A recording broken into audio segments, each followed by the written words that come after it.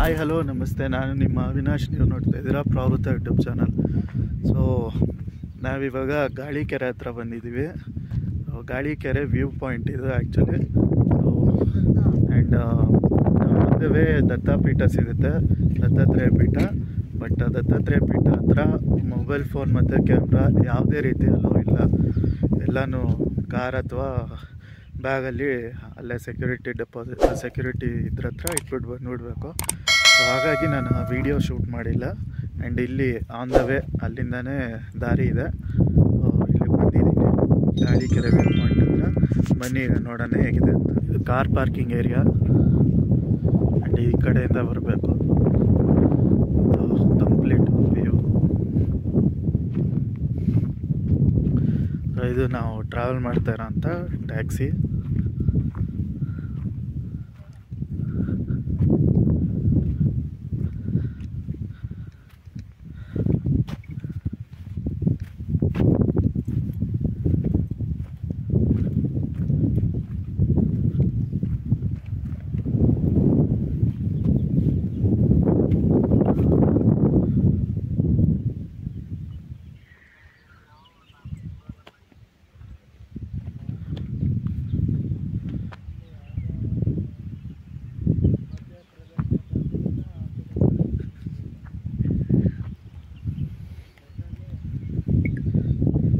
Galikere view point.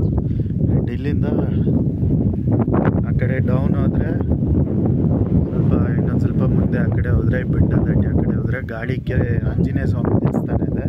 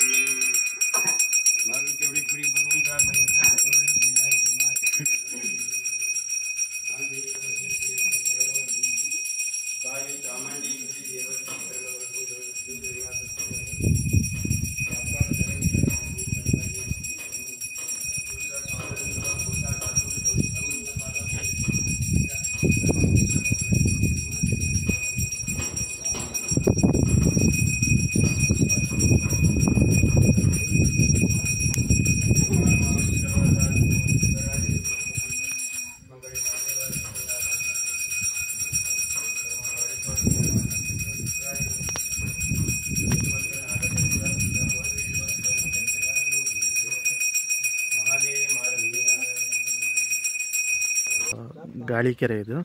So ಇಲ್ಲಿ ಆಂಜನೇಯ ಸ್ವಾಮಿ ದೇವಸ್ಥಾನ ಇದೆ, ಗಾಳಿಕೆರೆ ಆಂಜನೇಯ ಸ್ವಾಮಿ ಅಂತ. ತುಂಬ ಪವರ್ಫುಲ್ಲು.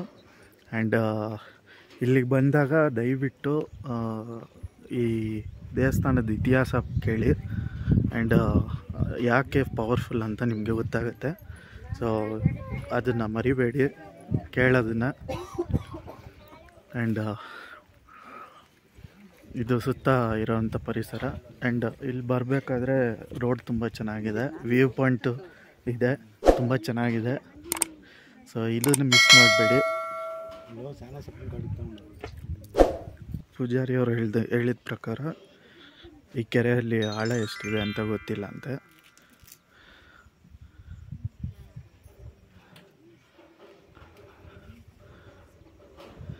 ಸೊ ಈ ವಿಡಿಯೋ ಇಷ್ಟೇ, ಮತ್ತೆ ಸಿಗೋಣ ಇನ್ನೊಂದು ವಿಡಿಯೋದಲ್ಲಿ. ಅಲ್ಲಿವರೆಗೂ ಬಾಯ್.